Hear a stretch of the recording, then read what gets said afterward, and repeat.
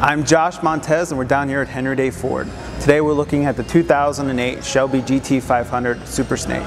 So what makes this car so special is it is a step above a normal GT500. They take a GT500 that was shipped to the dealer, they send it back to the plant in Las Vegas, and they do a number of performance and body modifications. It comes in one of two packages, a 600 horsepower package and a 725 horsepower package. This one is the upgraded 725 horsepower package.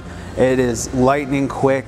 As you can see under the hood, a lot of modifications where everything's chromed out. It has a 5.4 liter supercharged V8 engine, which gives it amazing power, upgraded transmission, upgraded suspension. I mean, mile long on the list of upgrades on this car. So we're on the inside of this Shelby GT500. So just a few things that make this one a little different. As you can see, it has the boost, fuel, and oil pressure gauges up top, the upgraded Shaker 1000 system, the upgraded transmission on the inside, and just like any GT500 Shelby would be, it has the insignias all over, signed by Carroll Shelby, and of course it is a numbered edition.